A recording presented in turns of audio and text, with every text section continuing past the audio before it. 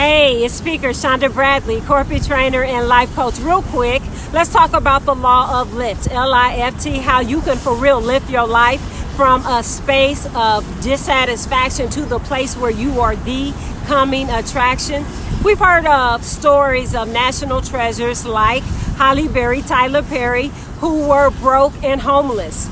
They slept in cars, they slept on people's couches, but because they persisted and pressed past obstacles, their lives went in the opposite direction of the struggle. And now they have the net worth that many people dream of. You've got to understand success comes from the way that things are done.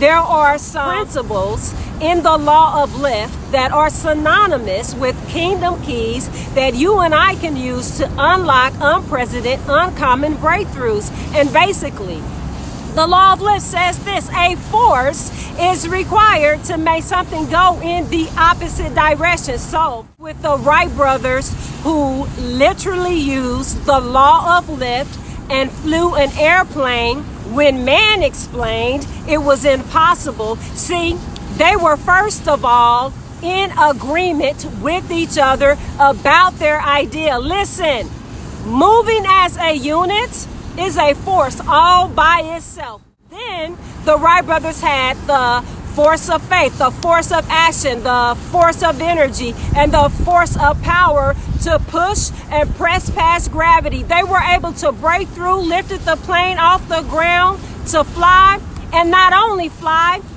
but fly high. When it was said flying could not be done, period. And now we have a whole airline industry. I love it. See, when your career, your education, your relationships, your dream, your vision is going in the opposite direction than what you intended, you can't just sit on the couch, waste time, and scroll down people's timelines. Don't accept what you're not satisfied with. At some point, you've got to press past the challenge to overcome and conquer it.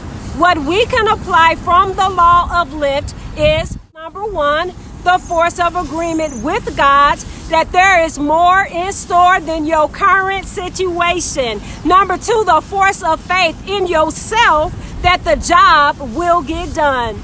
And number three, the force of power from your affirmations, because your words will fuel your energy. And number four, the force of action, which is doing more than the bare minimum, because a few drops in the bucket just won't do.